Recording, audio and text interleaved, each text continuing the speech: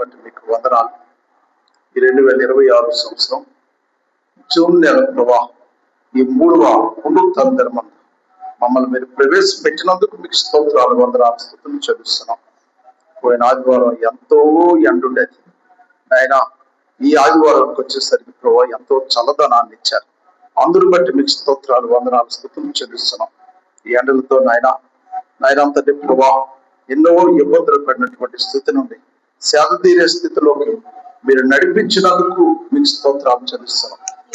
అలనాడు ఈ ఇశ్రాయేలు నాయన అరణ్యంలో జ్ఞాపకం చేసుకుని ఎండ దెబ్బ తగులకుండా పగలు నాయన మేఘస్తంభం నుంచి నడిపించినటువంటి దేవుడు నాయన ఈ రోజు మమ్మల్ని కూడా జ్ఞాపకం చేసుకొని ఆ కృప మీరు కొనసాగిస్తున్నందుకు మీకే స్తోత్రాలు, వందనాలు, స్తుతులు చెల్లిస్తున్నాం. నడిపింపబడినటువంటి నీ ప్రియులందరిని బట్టి, నీ దాసురాలను బట్టి మీకు వందనాలు నాయన. ఇప్పుడు లేఖన భాగంలో చదివిన వారిని, విన్నవారిని ప్రభా నాయన జ్ఞాపకం చేసుకున్నాండి. ప్రభా నీ దీనదాసుడు బలహీనుడుగా నిలవబడి ఉంటుండగా బలవంతుడిగా చేయి గొప్ప దేవుడు నాయన తండ్రి.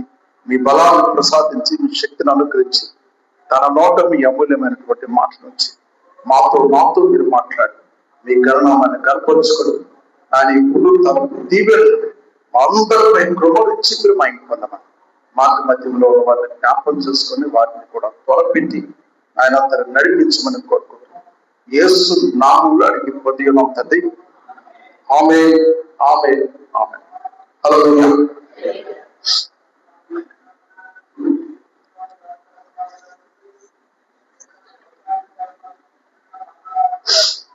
చదువుకున్నటువంటి భాగంలో నుండి కొన్ని మాటలు మనం ధ్యానం చేసుకుందాం. న్యాయాధిపతులు 7వ అధ్యాయము 9వ వచనం మనం చదివినట్లయితే, ఆ రాత్రి యెహోవా అతనితో ఇట్లనెను, నీవు లేచి దండు మీదికి పో, నీ చేతికి దానిని అప్పగించెదను. 10 కొట్టదు. పోవుటకు నీకు భయమైన ఎల్ల నీ పనివాడైన కూడా దండుకు దిగిపోవు. హల్లెలూయా, హల్లెలూయా, హల్లెలూయా, హల్లెలూయా. ఇక్కడ మనం గమనించినట్లయితే ఆ రాత్రి, ఏ రాత్రి అంటే దేవుడు మిద్యానీయులు ఏ మైదానంలో అయితే వాళ్ళు వీరితో పోట్లాడడానికి, యుద్ధం చేయడానికి సిద్ధపడున్నారు. ఆ రాత్రి దేవుడు గిద్యోనుతో మాట్లాడుతూ ఉన్నాడు. గిద్యోనుతో మాట్లాడినటువంటి మాట, ఆ రాత్రి యెహోవా అతనితో అంటే గిద్యోనుతో ఇట్లనండి, నీవు లేచి దండు మీదకి పోవు, నీ చేతికి దానిని అప్పగించెదను. హల్లెలూయా. దేన్ని? మిద్యానీయులందరినీ నేను నీ చేతికి అప్పగిస్తాను. ఇక్కడ చాలా ఆశ్చర్యకరమైనటువంటి సంఘటన మీకు చెప్పినట్టు ముందుకు వెళ్తాను. ఏంటంటే ఆ 12వ వచనం మనం చదివితే, మిద్యానీయులను, అమాలేకులను, తూర్పు వారిను లెక్కకు మిడతల వలె ఆ మైదానంలో పరుండి, వారి ఒంటెలు సముద్ర తీరమున ఇసుక రేణువుల వలె లెక్కలు ఉన్నారు. ఇక్కడ జాగ్రత్తగా వినండి. మిడతల వలె మైదానంలో విద్యార్థులు, ఆ అమాలేకులు, ఈ కప్పలు, తూర్పు కలిపి మైదానంలో మిడతల వల్ల ఉన్నారు. అంటే ఎక్కడా కూడా గ్యాప్ అనేది లే. మిగతా ప్రాంతాలంతటిని కూడా ఒంటెలు ఆక్రమించాయి. ఇసుక రేణువుల వలె ఉన్నాయి అక్కడ. అయితే యుద్ధానికి వెళ్ళమని గిద్యోనుతో దేవుడు చెప్పేటప్పుడు 32,000 మందిని గిద్యోను సిద్ధపరిచాడు. కానీ దేవుడు అన్నాడు, 32,000 మంది ఇప్పుడు నువ్వు సిద్ధపరిచావు, వస్తారు, ఇంతమంది అవసరం లేదు. వీళ్ళు 32,000 మంది వెళ్ళారనుకో, మా బలము మా శక్తి ఈ గెలుపు కారణమైందని మీరు అతిశయపడ్డారు. కనుక ఇంతమంది అవసరం లేదు. దీంట్లో భయం కలిగిన వాడు, పిరికితనం కలిగిన వాడు, ఎవరైనా వెనకడుగు వేసేవాడు అంటే వెళ్ళిపోమని చెప్పని చెప్తే 32,000 మందిలో ఎంతమంది వెళ్ళిపోయారంటే 22,000 మంది వెళ్ళిపోయారు. ఆ పై వచ్చిన మనం చదివినట్లయితే దీంట్లో మనకి కనిపిస్తుంది. చూడండి, 3వ వచనం చదువుతున్నారు, 7:3. కాబట్టి నీవు ఎవరు భయపడి వణుకుతున్నాడో వారు త్వరపడి గిలాదు కొండ విడిచి తిరిగి వెళ్ళవని జనులు వినున్నట్లుగా ప్రకటించమని గిద్యోనుతో సెలవిచ్చను. అప్పుడు జనంలో నుండి 22,000 మంది. ఇప్పుడు ఎంతమంది మిగిలారు? అందరూ చెప్పాలి. సరిగా అందరూ కలిపిన మాట నాకు వినిపించట్లేదు. 32,000 మందిలో భయపడినవాడు, వణుకుతున్నవాడు, పిరికితనం కలిగిన వాడు, అసహ్యపడిన వాడు వెళ్ళిపోమంటే 22,000 మంది వెళ్ళిపోయింది. ఇప్పుడు ఎంతమంది మిగిలారు? 10,000 మంది మిగిలారు. ఈ 10,000 మంది కొన్ని దేవుడు అవుతున్నాడు. కానీ ఇక్కడ మనము 12వ వచనంలో చదువుతున్నటువంటి ఆ మాటలో విద్యార్థులు, అమామేయులు, తూర్పు వారు అందరూ కలిపి మైదానంలో ఎలా ఉన్నారంటే మెడలోనే ఉన్నారు. అంటే అంత ఎదురులో ఉన్నారు. అంత ఎదురులో ఉండేటప్పుడు తక్కువ జనాలని వారు జయించగలరా?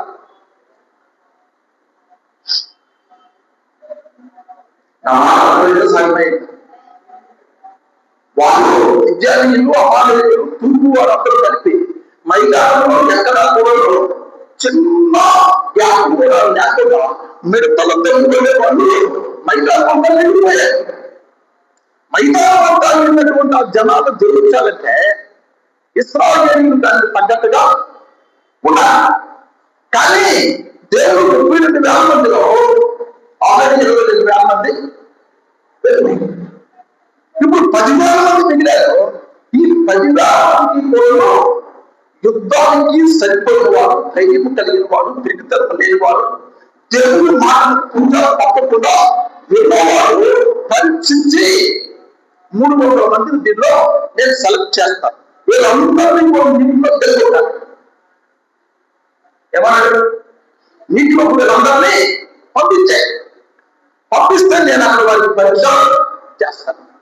ఆ పరీక్షలో ఈ 10,000 మందిలో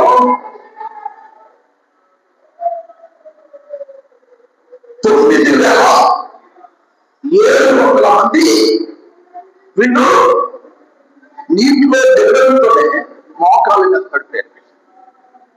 దగ్గర పడిపోయారు. చూడండి, ఆ మాట చదువుతాం. 4వ వచనం మనం చదివితే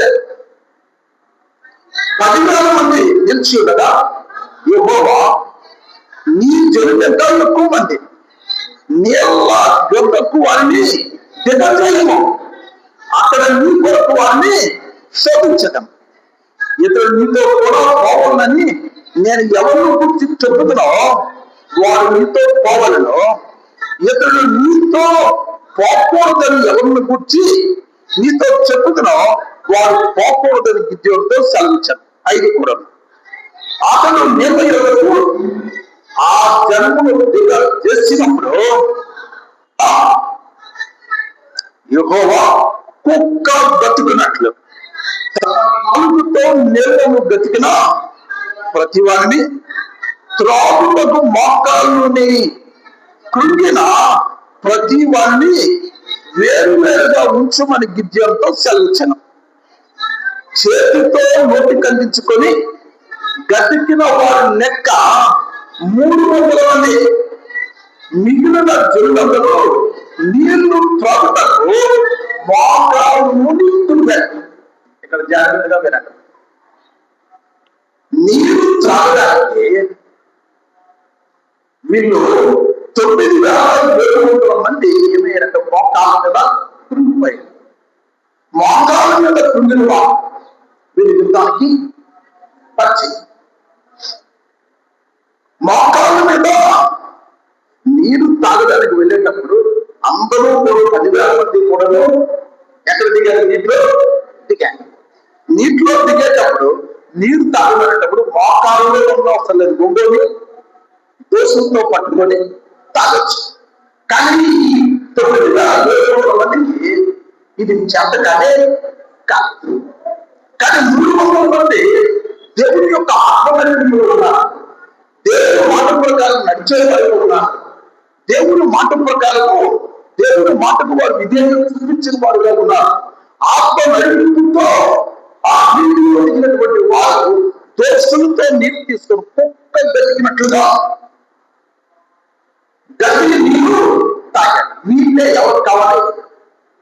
దేవునికి కావాలి. ఈ 300 మంది వీళ్ళు సెలెక్ట్ అయ్యేవా, వీరు శోధించబడిన వారు, పరీక్షలో పాస్ అయిన వారు, వీరు మాత్రమే. వాళ్ళు ఎంతమంది మైదానం అంతా కూడా ఉన్నా వారిని జయించడానికి 300 మంది చావులైన దేవుడే నిర్ణయించాడు. అలా కనుక ఇక్కడ మనం ఎంతో మంది ఉండొచ్చు, దేవుని మాటలు వింటున్న బట్టి మనం ఎంతో మంది ఉండొచ్చు. కానీ దేవుని ఆలోచనలో ఎంతమంది? నా మాట అర్థమైందా? అందరూ వినేటట్లుగానే ఉన్నారు. ఎవరు వెళ్తున్నారు? ఎవరు ఇక్కడ నుండి ఇంటి దగ్గర ఎంతమంది ఉన్నారో పూర్తిగా మనస్సు, ప్రాణము, దేహాన్ని మందిరం మీద చెప్పినటువంటి మాటల మీద దృష్టి పెట్టిన వారు ఎంతమంది నాకు తెలియదు. కానీ ఎవరు తెలుసు? దేవుడు తెలుసు. అందుకే వారిని శోధించడానికి, వారిని నిర్ణయించడానికి, వారు సైనికులుగా ఉండడానికి, యుద్ధానికి వారు సరిపోయిన వారిని నిర్ణయించడానికి పరీక్ష దేవుడు పెట్టాడు. కనుక నీ అంతరంగాన్ని ప్రేమిస్తున్న వాడు కూడా లేడు మనుషులు. యెషయా ఇంటికి వెళ్ళినటువంటి సౌలు తర్వాత రాజుగా ఉలుటను అభిషేకించడానికి దేవుడు పంపించాడు యెషయా. ఎవరిని? సౌలు. పైన వారు చూసి వీడే సరిపోతుంది 7 మంది దగ్గరికి వెళ్ళాడు. తాను దానిలో బట్టి 7 మంది దగ్గరికి నాకు అవసరం లేదని దేవుడు చెప్పాడు. కానీ వాళ్ళ పైన ఎలా ఉంది? అందరూ ఇక్కడే ఉన్నారా?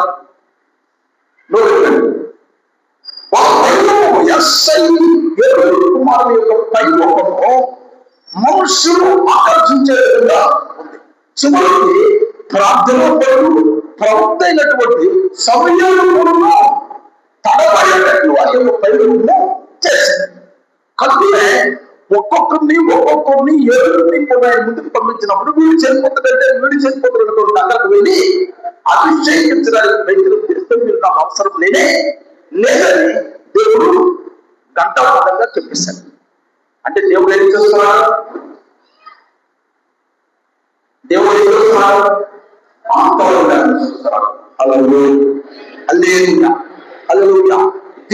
అంతరంగాన్ని చూస్తూ ఉన్నాడు సంగతి ఇక్కడ ఉన్న ప్రతి ఒక్కరు కూడా ఎరగాలి.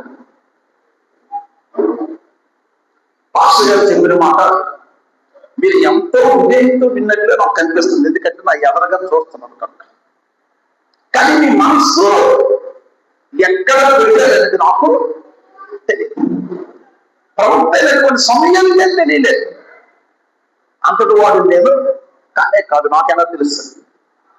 జాగ్రత్తగా వినండి. కనుక ఇక్కడ గమనించినట్లయితే 32,000 మంది లెక్కలు అవసరంగా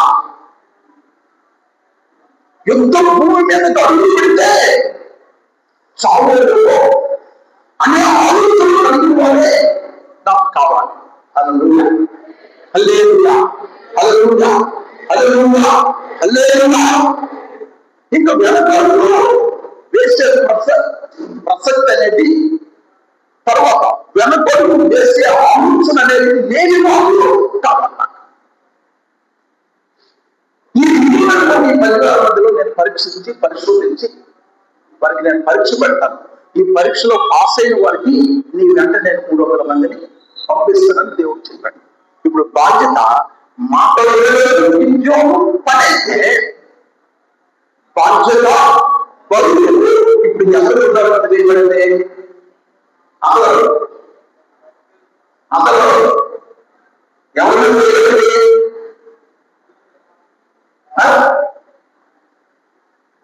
అందరితో ఎక్కడే ఉన్నావా?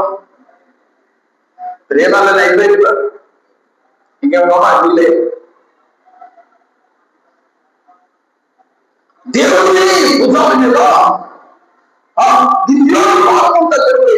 నువ్వు దేవుని యొక్క మాట వింటే, దేవుని యొక్క మాట వినేటట్లు ఉండడం లేదు, విన్న దానికి విధేయత చూపించే ఆటల ప్రకారం నడవడం వేరే.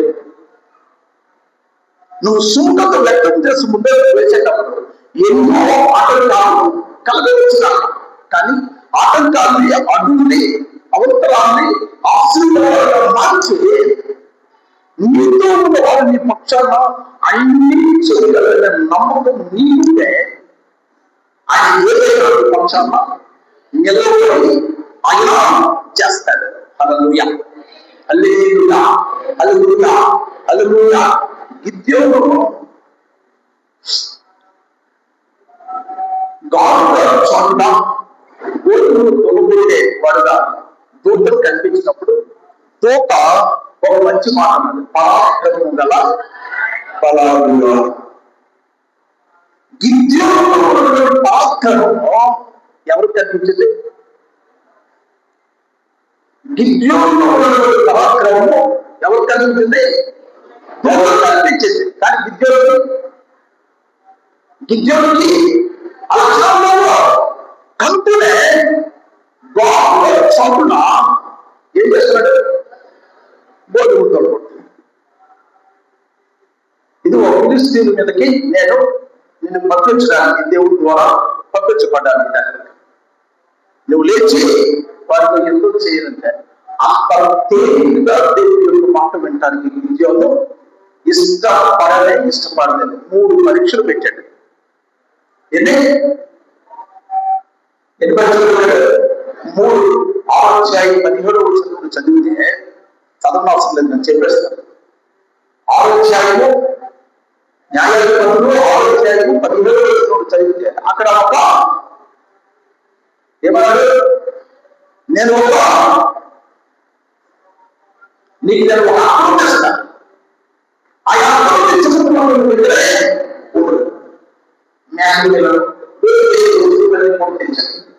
తెస్తే ఆ విషయం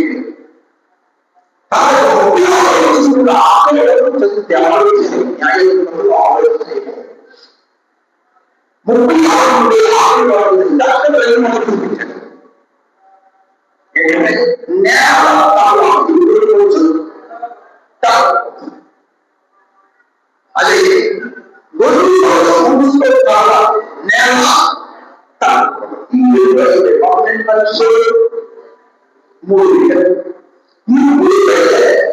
దేవుడు ఆలోచించి ఆయన గిద్యోను యొక్క పరీక్షలో నిలబడి, నేను నీతో ఉన్నాను, నేను నీ పక్షాన్ని ఉన్నాను, నువ్వు చెప్పిన నేను నెరవేర్చాను కనుక నా సంకేతాన్ని గిద్యోను ఇచ్చాడు. ఇచ్చిన ఇంకా లోపల బైబుల్ ఎందుకు బైబుల్ నేను చూస్తానని తెలుసా? ఇక్కడ 10వ వచనం మనం చదివితే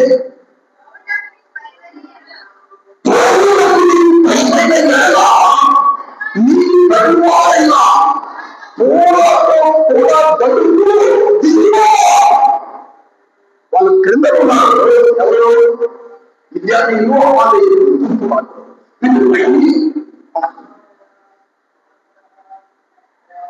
నీకు భయమైతే నీ పడిపోయేటువంటి పోరాటం నీతో పాటు తీసుకువెళ్ళని దూరం చెప్పి ఇప్పుడు వెళ్ళేటప్పుడు పోరాటం తీసుకెళ్ళాడంటే గిద్యోనుడి నువ్వు బయట పడకపోయినా నీ యొక్క మాట తీరు ధైర్యవంతురాలుగా ఉండేటట్టు ఉన్నా నీ మనస్సులో ఏముందో ఎవరికి బాగా తెలుసు? దేవునికి బాగా తెలుసు. హల్లెలూయా. దేవునికి బాగా తెలుసు కనుక పోరాడినంత మాత్రం దేవుడు ఆకుండా ఏం చేశాడంటే, మీరు వెళ్ళేసరికి మీకు అక్కడ చిత్రాన్ని నేను చూపెడతాను. అది రాత్రి వేళ. ఏ వేళ? రాత్రి వేళ. ఇందాక మనం చదువుకున్నాం 9వ వచనం. 7:9 ఏమన్నారు? ఆ రాత్రి వేళ ఇది 2వ జాము, నడి జాము అని ఇక్కడ వ్రాయబడింది. 19వ వచనం మనం చదివితే అట్లు నడి జాము. నడి జాము అంటే రెండో జాము. ఇశ్రాయేలీయులు రోజు ఎప్పుడు నుండి ఎప్పుడు వరకు లెక్కిస్తారంటే సాయంత్రం 6 గంటల నుండి, ఈ రోజు సాయంత్రం 6 గంటల నుండి రేపు సాయంత్రం 6 గంటల వరకు వాళ్ళు ఒక రోజుగా పరిగణిస్తారు. మనకి అబ్బా మీరు చెప్పేది జాగ్రత్త గట్టిగా చెప్పండి. రాత్రి 12 వరకు మనకు జాము అంటే, ఒక జాము అంటే 3 గంటలు. ఎన్ని గంటలు? 3 గంటలు. వీళ్ళకి రోజు ఎన్ని గంటలు ప్రారంభమవుతుంది? 6 గంటలు. సాయంత్రం 6 గంటల నుండి 9 గంటల వరకు మొదటి జాము. నమ్మకాలు రెండో జాము ఈ నడిచామని ఇక్కడ ఉంది కదా, ఈ మధ్యలో వాడిని నడిపోవడం. రెండో వాడిని నడిపోవడం బైబిల్ గురించి.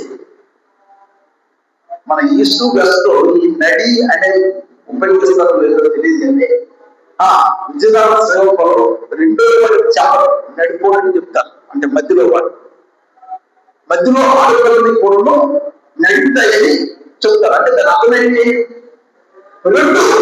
రెండు సంఖ్యలకు నడి.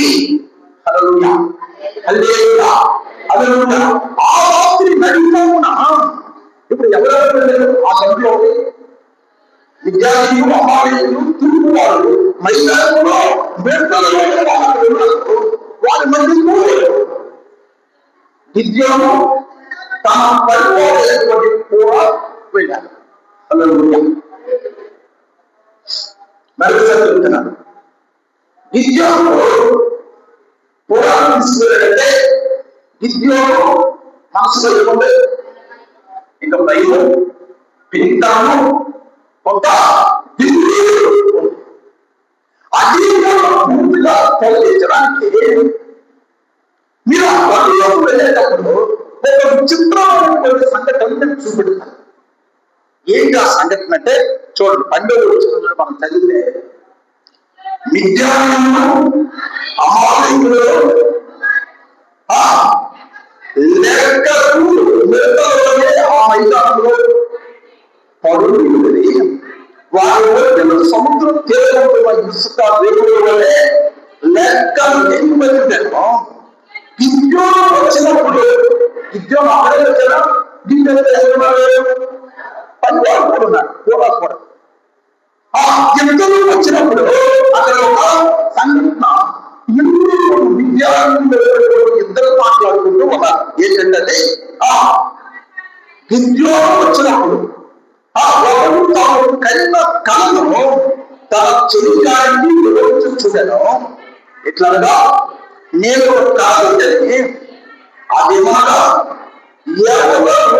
ఒకటి మిద్యానీయుల గండు లోనికి దొల్లి గుడారంలోకి వచ్చి దాన్ని పడగొట్టి తల కింద చేర్చినప్పుడు ఆ గుడారం పడిపోయేదని చెప్పాడు. ఇప్పుడు ఆ చెయ్యాడు చెప్పినటువంటి కళకు భావాన్ని చెప్తూ ఉన్నాడు. అందుకు వాడిని చెరికాడు స్నేహితుడు. అది ఇశ్రాయేలులలో యోవాషు కుమారుడు గిద్యోను కట్టమే కానీ మరి ఏమీ కాదు.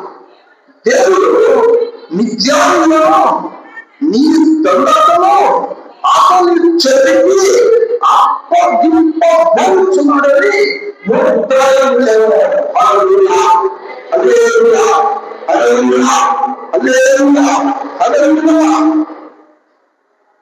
దేవుడు మాట వింటే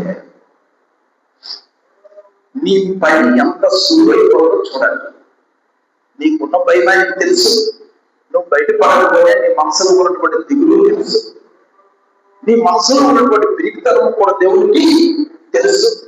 కానీ ఆయన మాట వినడానికి నువ్వు సమ్మతించి ముందడుగు వేస్తే చాలు. నీ భారము, నీ బాధ్యత, నీ పరువు పరువు ఎవరు వేసుకుంటాడు? దేవుడి భుజాల మీద వేసుకుంటాడు. హల్లెలూయా. అంటే మనుషుల మీద పడి వేడవన అవసరం లేదు. దేవుడి మాట వినకపోతేనే మనుషులు పేర్లు చెప్పి ఏడుస్తాం. దేవుని మాట విని కష్టమైనా నేను నా కట్టిలో ప్రారంభించగలను. కట్టుకున్న వాళ్ళు కానీ, కట్టుకున్న దాన్ని కానీ, కన్న బిడ్డలు కానీ, కన్నటువంటి తల్లిదండ్రులు కానీ, తోబుట్టువులు కానీ, రక్త సంబంధులు కానీ, స్నేహితులు కానీ, ఎంతో ప్రేమించిన వారిని నమ్ముతూ నిన్నే నమ్ముతూ నేను ముందుకు సాగుతూ ఉన్నాననే మాట దేవుడు ఇచ్చిన ముందుకు సాగినప్పుడు నీ పనులని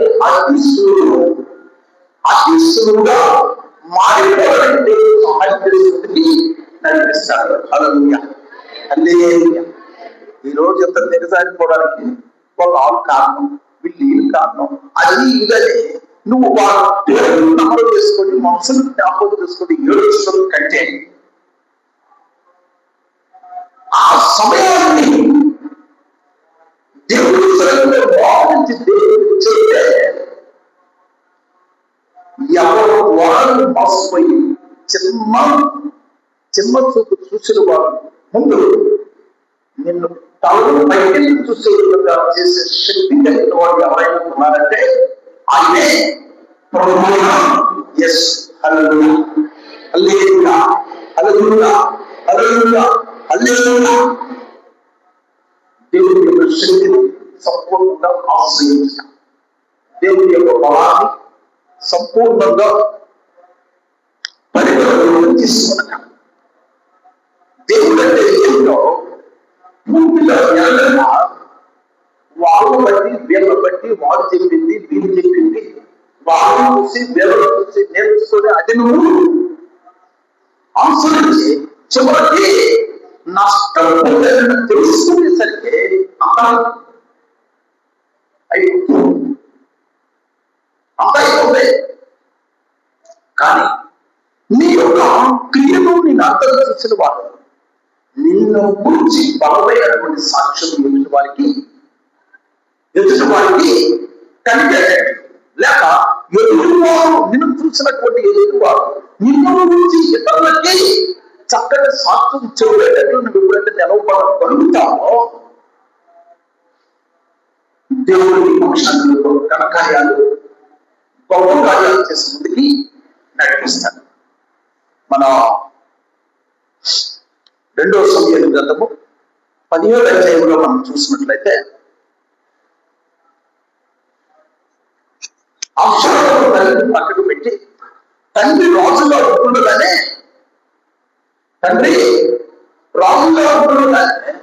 ఈయనే రాజుగా ప్రకటించుకొని కొంతమందికి గమనించి కొంతమంది కౌగులించుకొని కొంతమందికి రకరకాల పనులు చేసి ఈ వంశాన్ని తిప్పుకొని వారి చేత చేయించు అనిపించుకొని ప్రారంభించుకున్నాడు.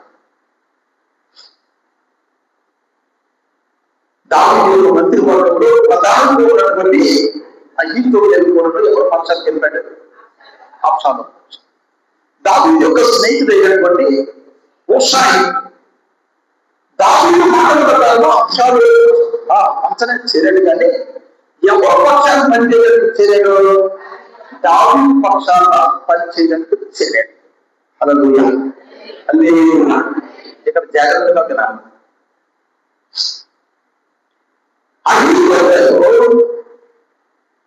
అబ్షాలోము సహాయించండి, తండ్రి కొడుకులు పర్వతాలు ఎక్కి అలిస్తూ ఉంటాడు, నాకు అవకాశం అవకాశం ఇస్తే ఒక 12,000 మందిని నేను సమకూర్చుకొని నేను నీ తండ్రిని చంపి ఆ ప్రజలందరినీ నీకు చంపి నేను పని చేస్తాను, అవకాశం ఇస్తాను అని అడిగి అందరూ విన్నారు. ఇదేదో బాగుంది,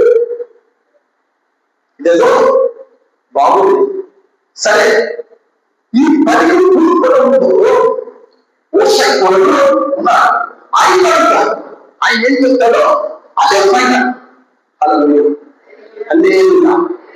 దేవుడికి పక్షాన్ని ఉంటే నీ కొరకు ఎవరిని నీ శత్రువులను ఏర్పాటు చేసి నీ పనులు చక్కబెట్టేటట్టు సహాయం చేసుకుని నడిపిస్తాడు. హల్లెలూయా. చూడండి 2వ సమయంలో 15వ అధ్యాయము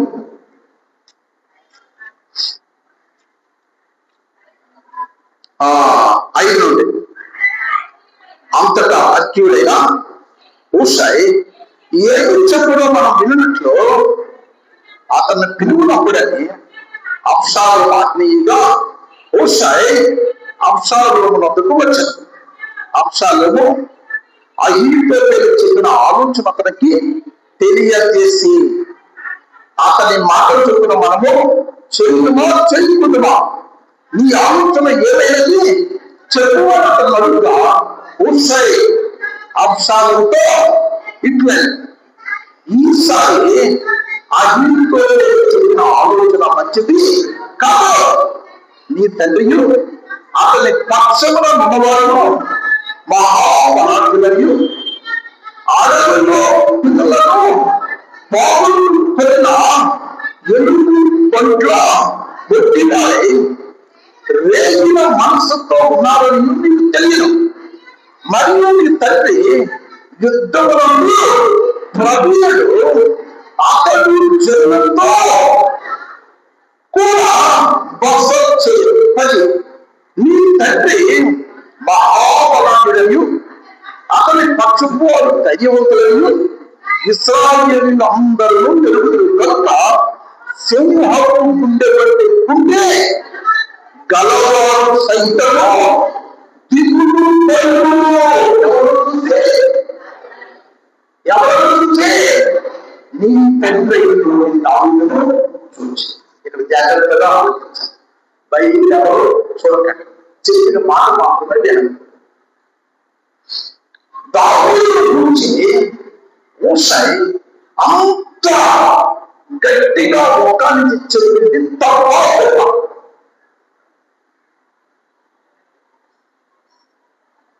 అందరూ ఎక్కడే ఉన్నామా లేకపోతే హూషై దావీదును గురించి అక్షరాలను చెప్పింది తప్ప కూడా. హల్లెలూయా, హల్లెలూయా, హల్లెలూయా. దావీదు దేవుడి తమ్ముడు కరుణే గొర్రెల కాపురిని దెయ్యం పట్టేటప్పుడు ఏది వాయించడానికి సితారా వాయించడానికి పిలిస్తే ఆయన బలాన్ని, ఆయన స్థితిగతుల్ని గమనించినటువంటి రాజైనటువంటి సౌలు ఆయన సైన్యుల సహస్రాధిపతిగా చేసిన సహస్రాధిపతి అంటే 7 మంది నెలకి అది మంది అంటే దమ్ములోనే కదా గమనించారు. అవునా? కానీ అది ఎవరు వచ్చారు? అక్షరాలు ఎలాగో వచ్చేసినారు. ఎందుకంటే వేరే వాళ్ళు ఎప్పుడు కూడా మంచి మాట మాట్లాడుతుంది. అహీతోపెలు తన మంత్రుల్లో ప్రధానమైనటువంటి మంత్రి అయినటువంటి అహీతోపెలు ఇప్పుడు అబ్షాలోమును రెచ్చగొట్టడానికి ప్రయత్నం చేశారు. అయితే హూషై ఏం చేశాడు?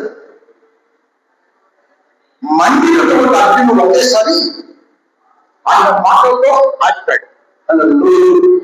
ఆత్మీయత ఎప్పుడు మంటలు పెంచకూడదు. ఏం చేయాలి? మంట ఆత్మ.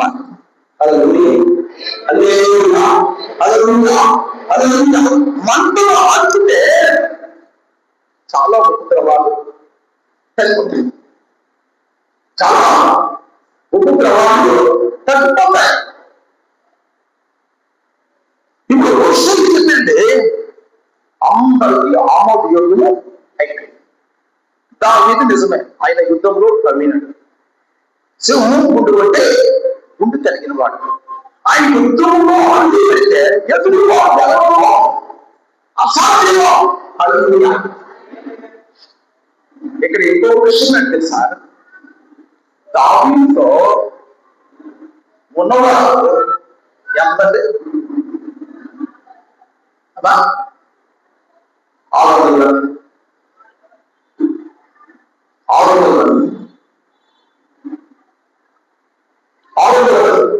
మీరు సామాన్ల దగ్గర ఉన్నప్పుడే వదిలేశారు. ఇప్పుడు సామాన్ల దగ్గర ఎవరు లేరు. పరిగెడుతున్నప్పుడు సామాన్ల దగ్గర ఎవరుంటారు? యుద్ధానికి వెళ్ళేటప్పుడు ఉంటా అర్థమైనా? యుద్ధానికి సామాన్ల దగ్గర కొంతమంది ఉన్నారు, కొంతమంది యుద్ధంలో చేస్తారు. ఇప్పుడు వాళ్ళేమో కంటికి నిద్ర లేక ప్రాణాలు రక్షించుకోవడం పరిగెడుతున్నప్పుడు ఇప్పుడు మొత్తం చెప్పలేదు. సామాన్ల దగ్గర ప్రణాళిక మనకు వాళ్ళ ప్రేమ విలువ ఉండదా? ఉండదా కదా? అందరూ పరిగెడు భోజనం సాగు దేవుడు ముందు ఏది రక్షించుకోవాలి? ప్రాణాలు రక్షించుకోవాలి. ఇప్పుడు మొత్తం బాధ్యతతో ఉండేవాడు ఎందుకంటే 600 ఈ 600 మందిని 12 వేల మందిని నాకు ఇవ్వదన్నాడు. దావీదు చంపడం సులువ కాదు.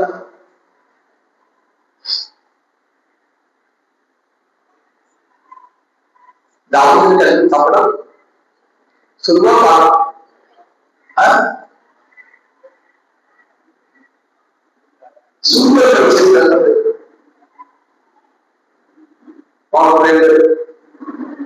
సులువ నోటి ఎక్కువ మంది చేతిలో ఎక్కడ సులువు కాదు. ఒకటే ఆయన పక్షాన్ని ఎవరు చేస్తారు? ఒకటే ఇచ్చింది, అదే కరెక్ట్. హల్లెలూయా హల్లెలూయా. దావీదును జయించడం సులువు కానే కాదు. ఎందుకంటే ఆయన యుద్ధంలో 6 ఉన్నవాడినే అమూల్యంగా పడగొట్టిన వాడు దేవుని ఎదుర్కోవడం, వీడిని తరగడం, చాపడం ఆయనకి పెద్ద లెక్క కానే కాదు. రెండవది, తన ప్రాణాన్ని రక్షించుకోవడానికి పిల్లలతో కూడా ఎదుగుపట్లాగా ఉన్నాడంటే ఎదుగుతాడు మొదలు. కనుక దావీదును ఇచ్చినటువంటి సాక్ష్యము, ఆ సాక్ష్యం ఇచ్చినటువంటి ఉత్సాహించినటువంటి మాటలు అంశాలను పక్షాలు ఉన్నవాళ్ళందరినీ నీరుగా చేసింది. హల్లెలూయా హల్లెలూయా హల్లెలూయా. ఏం చేసింది? అంశాలను పక్షాలను ఉన్నవాళ్ళందరినీ నీరుగా చేసింది. వెనుకలు వేసేటట్టు చేసింది. ఇక నీకు 12 వేల మంది అవసరం లేదు, నువ్వు అవసరం లేనే లేదు. ఎందుకంటే దావీదులో ఉన్నటువంటి మంచి లక్షణం ఏంటి సార్? నిత్యం ప్రభుత్వం గడిపే ఆహ్వానం కలిగిన వాడు.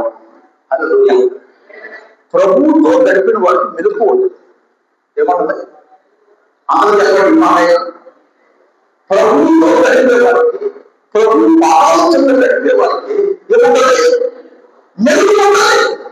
మెలుపులో ఉండడానికి ఏం జరగదు? అన్యాయం జరగదు.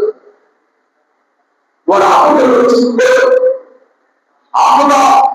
వాడి చుట్టుముట్టిన ఆపదలు తప్పించుకోవడానికి వాడి పాపను ఆలకించినటువంటి దేవుడు వారికి సహాయం చేసుకోవడానికి ముందుకి నడిపిస్తాడు.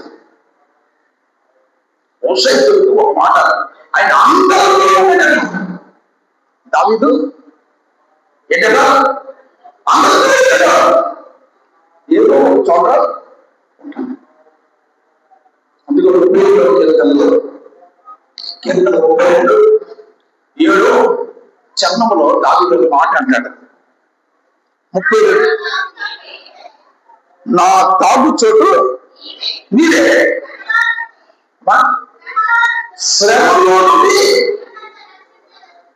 నీవు నన్ను రక్షించదు. దాగుతున్నాడు దేవుడు.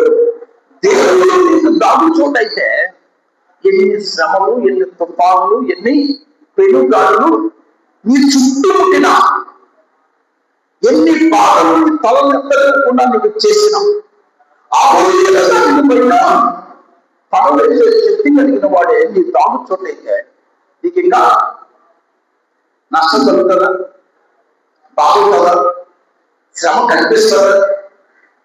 ఇవన్నీ నిన్ను ఆశలు తెచ్చి దీవించి వెళ్ళిపోతాయి. హల్లెలూయా, హల్లెలూయా, హల్లెలూయా, హల్లెలూయా. మూస యొక్క మాట రాజైనటువంటి అంశాలు తన పక్షాన్ని నీరు కాల్చేసి చివరికి ఏమైందంటే సలహా ఇచ్చిన వాడు ఇంటికి వెళ్ళి ముడి పెట్టుకొని చచ్చిపోయాడు. అందరూ ఎక్కడే ఉన్నారు? బయటికి ఇప్పుడే చూడండి, నన్ను ఫాలో చదివేటప్పుడు చూడండి. ఆ చదివిపోయింది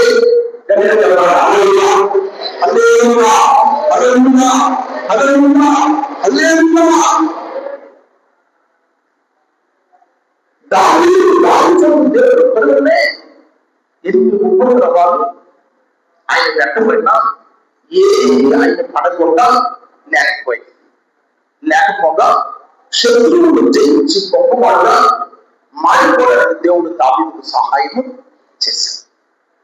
ఇక్కడ మనం గమనించినట్లయితే గిద్యోను ఏమంటే ఇంకా 10 మంది నీ 10,000 కూడా నీతో పాటుగా తీసుకొని వెళ్ళి అంటే అక్కడికి వెళ్ళేసరికి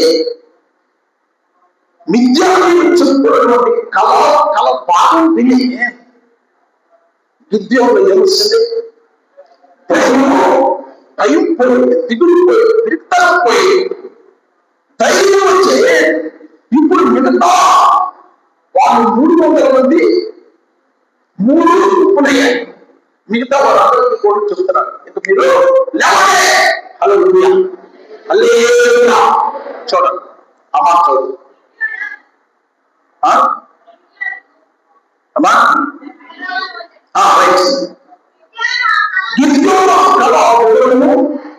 దాని అప్పుడు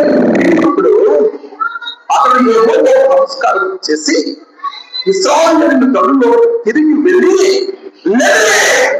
యెహోవా విజయాన్ని అప్పగిస్తున్నాడని చెప్పి ఆ 300 మందిని 3 గుంపులుగా చేసి ఊళ్ళను, మట్టి కుండను, ఆ కుండల్లో దింటిలను ప్రతి వారు చెల్లించి వారితో నన్ను చూసి నేను చెల్లింపు చేయుడి. హల్లెలూయా, హల్లెలూయా, హల్లెలూయా, హల్లెలూయా, హల్లెలూయా, హల్లెలూయా. అంటే మీరేం చేయని అవసరంలా, నన్ను చూసి నేను చేయనట్లు చేయాలి. గిద్యోనులో 100 మంది ఉన్నారు, 300 మంది గుంపులయ్యారు, 3 కంపెనీస్. ఇంకొక 100 వేరుగా ఉన్నారు. వాళ్ళందరికీ చెప్పింది ఏంటంటే నేను చేసిన చెయ్యండి. మీకు బాగా అర్థం కాదని చెబుతాను, జాగ్రత్తగా ఉన్నారు.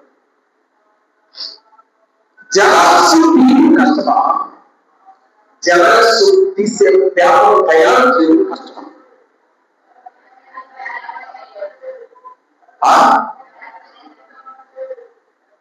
మనలో అందరూ ఒకే మాటగా చెబుతారు, ఇంటికి శాంతి. జలస్సు తీరులో కష్టమా, జలస్సు వ్యాపారం తయారు చేయడం కష్టమా? అది గట్టిగా తయారు చేయడం కష్టం. ఇప్పుడు విద్యలో మిగతా ఏం చెప్తున్నాడు? నేను చేసిన చేయాలి. హల్లెలూయా, హల్లెలూయా, హల్లెలూయా, హల్లెలూయా. అంటే ఇప్పుడు గిద్యోను హృదయంలో ఏమొచ్చింది? బహు ధైర్యం వచ్చింది. హల్లెలూయా, హల్లెలూయా. దేవుడు మాటలు నడుస్తుంటే పింకల పొంది బయటపోయి దిగులు పొంది నిన్ను మరణించడానికి ఏదైతే శక్తులు ప్రయత్నం చేస్తూ ఉన్నాయో ఆ శక్తులన్నీ నమ్మి పోయి నీవే దేవుడు సహాయం చేసుకుంటే నడిపిస్తారు. హల్లెలూయా హల్లెలూయా హల్లెలూయా. కందరుగా దేవుడి మాట అనిపిస్తున్నటువంటి నీవు గమనించవలసింది ఏంటంటే దేవుడి మాట విని నువ్వు నిలబడితే చాలు దేవుడు చేస్తాడు. హల్లెలూయా. ఇక్కడ చూడండి ఇంకో మాట చదువుకొని ముందుకు వెళ్దాం. 20వ వచనం మనం చదివితే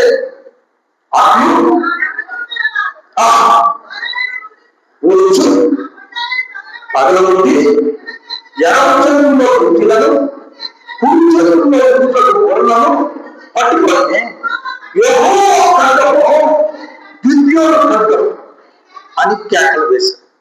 వారిలో ప్రతి వారితో నిలిచి ఉండగా ఆ దండు వారందరూ పరుగెత్తు కేకలు వేస్తూ పారిపోయేది. ఇక్కడ జాగ్రత్తగా గుడికి వస్తారు. ధ్యానం చాలా ఉందంటే టైం అవుతుంది కనుక నేను గుడికి వస్తాను.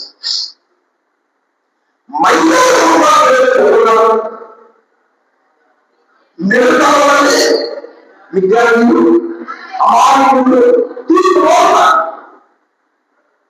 వారి చుట్టూ ఎడం చేతితో కూర్చొని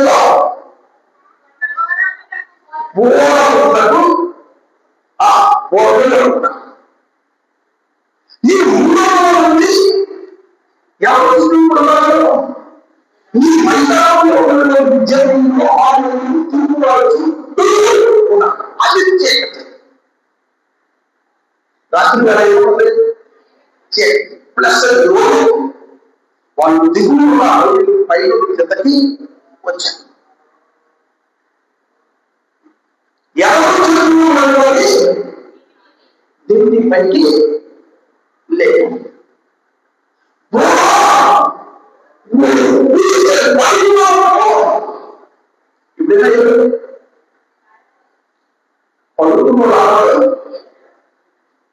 లేచి కన్ను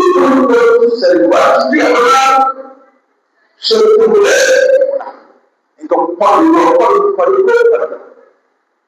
ఇంక వీళ్ళ చేతిలో ఉన్నటువంటి ఖడ్గము ఉపయోగిస్తాయి. ఏం ఉపయోగించారు? దివిటి ఉపయోగించారు.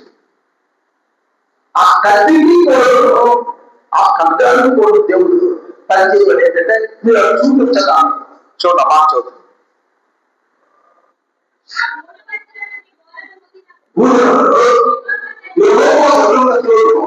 ప్రతి వారి పొరుగు కోసం వెళ్ళి తిప్పారా అక్కడ పొరుగు అమ్మాయి విద్యార్థులు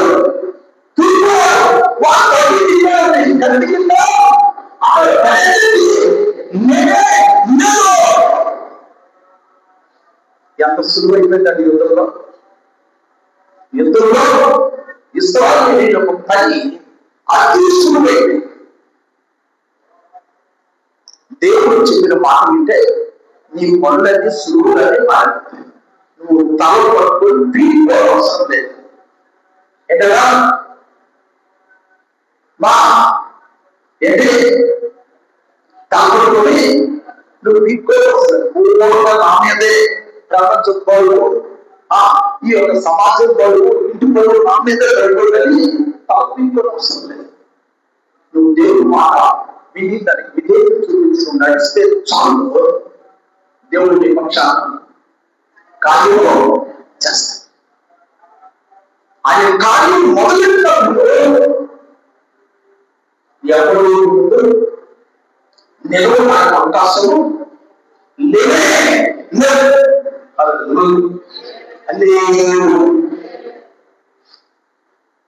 వాళ్ళు పరిగెడుతున్న వాళ్ళే వీళ్ళు తల్లి పరిగెడుతున్న తరవలసులుగా ఎదురుగా పోట్లాడిన వారిని తరవలసులుగా పరిగెత్తే తరవలసు ఇది తెలివైన సహాయం తెలివినప్పుడు తెలివితేటలో మారిపోతారు. 23వ వచనం మనం చదివితే ఆఖరి లైన్ అంతా అవసరం లేదు. మిద్యానీయులను తరిమిరి ఎవరు పరిగెత్తుతున్నారు కనుక నీ పని సులువు అవ్వాలంటే ఏం చేయాలి? దేవుడి యొక్క మాట ఎప్పుడు నీ పనుల మీదే దృష్టి కాదు, దేవుడి మాటల మీద కూడా దృష్టి పెట్టడము నేర్చుకోవాలి. ఎప్పుడు చేస్తున్న పని ప్రతిరోజు కూడా ఉదయం లేచిన తర్వాత ప్రతిరోజు చేస్తున్న పనులు ఎప్పుడు ఉంటాయి. కానీ ప్రత్యేకంగా దేవుడితో గడిపే సమయాన్ని మాత్రం ఎప్పుడు మనం ఏం చేయకూడదు?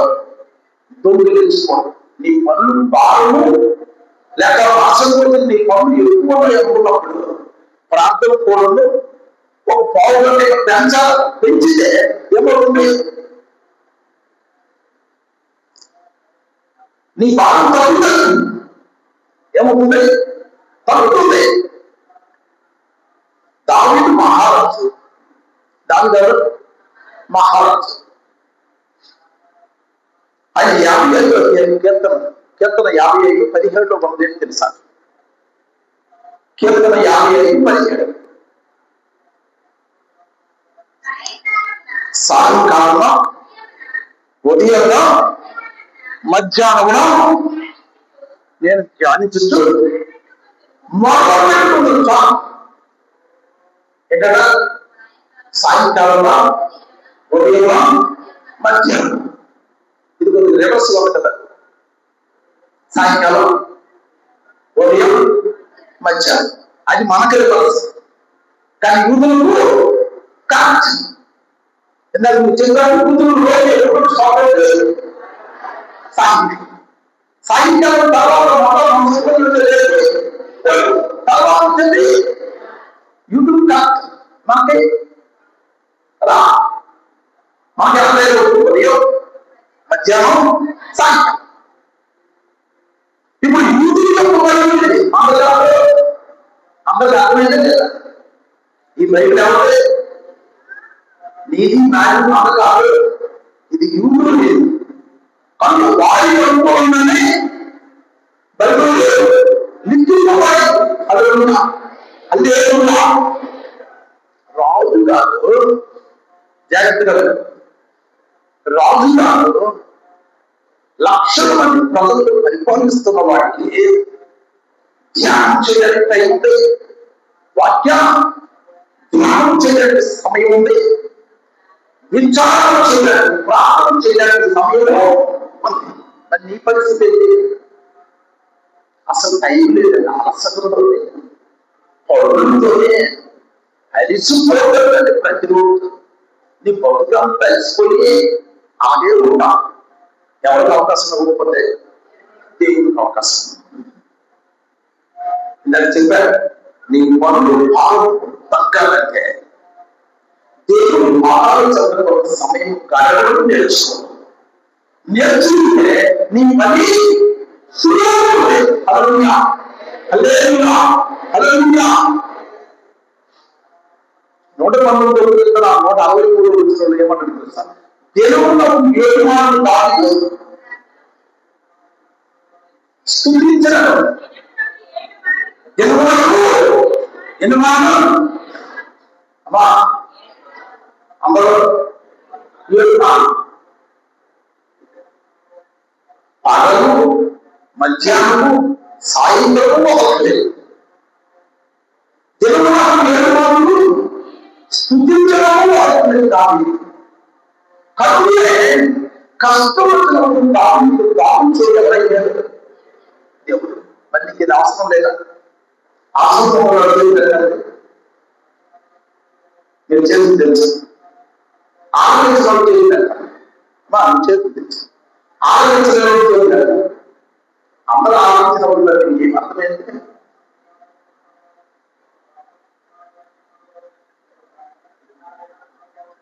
అందుకే ఇలాగే చెప్పారు, మనుషులు ఎక్కడగానే మనసులో ఆదివారం దశలో అమ్మడి జనాలు చూసుకున్నట్టు మొక్క ఒకటి బదులు రెండు తింటాయా లేకపోతే ఒకటే తెలుసుకుంటే ఇది కాదు ఇక్కడ ఆలోచించవచ్చు. ఏంటంటే నువ్వు ఎప్పుడైతే దేవుడి సన్నిధిలో అనుకుంటున్నావు అన్ని మర్చిపోయి నీకు దేవుడి మందిరంలో దాసోహం అయిపోవాలి. ఎవరికి? దేవుడికి. హల్లెలూయా, హల్లెలూయా, హల్లెలూయా. నిన్ను వాడి నీకు జరగచ్చే నీకు వెలుగురించి నీలో ఉన్నటువంటి చీకటి వ్యతిరేకతను తొలగించే మాట చక్కగా విడుదల దేవుడికి సహాయం చేస్తారు. హల్లెలూయా. లేకపోతే ఇది లోపలికి ప్రవేశించదు.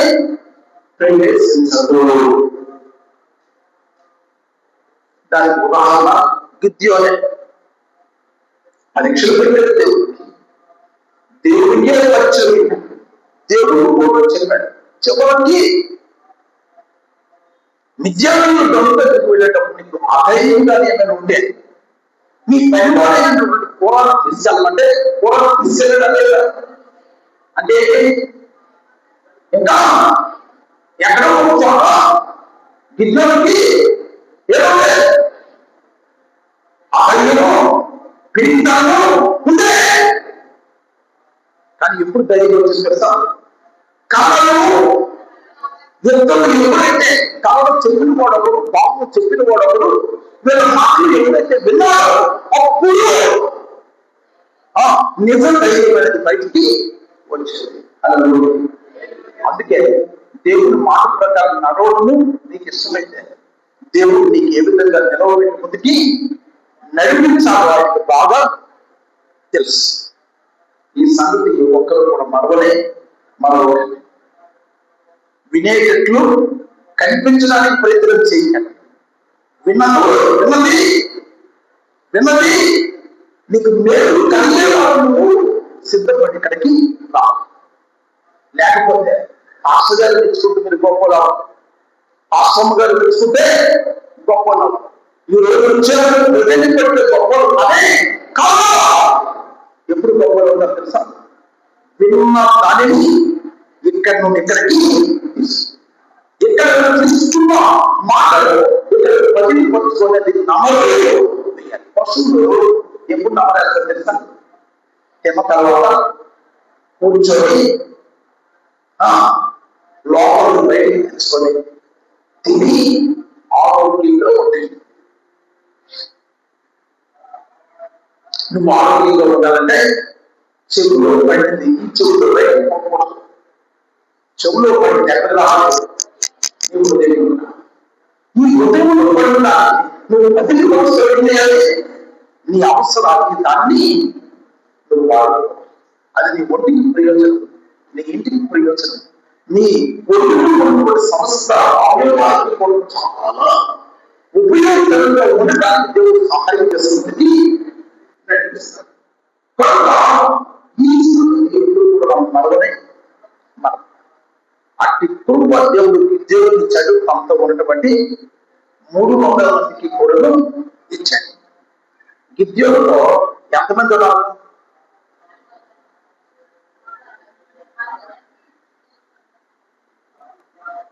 గిద్యోనులో ఎంతమంది ఉన్నారు?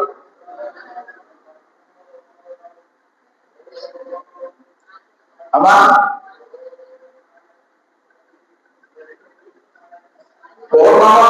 ఇంటి దగ్గర ఉండదు, మధ్యలో వచ్చింది కదా.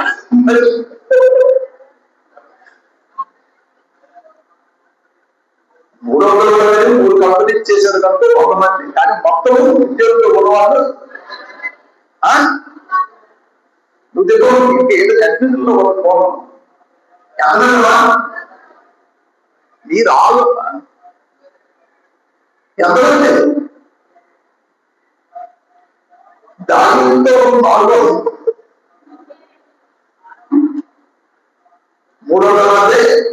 ఉన్నారు. ఆ ఉద్యోగం పూర్వంలో లెక్క 302 మంది. కనుక దేవుడు గిద్యోను వదలలేదు. గిద్యోను విజయం ఇవ్వడంలో వెనకంగా వేయలేదు. మాటలు ముందుంటే నిన్ను ముందుకు నడిపించడంలో దేవుడు కూడా ముందుండి నీకు సహాయము చేస్తాడు. అంటే కృపటి ధన్యత దేవుడు మన అందరికీ అంతరించి ముందుకు నడిపించుగాక. దేవుడి మాటలు దీవించుగాక.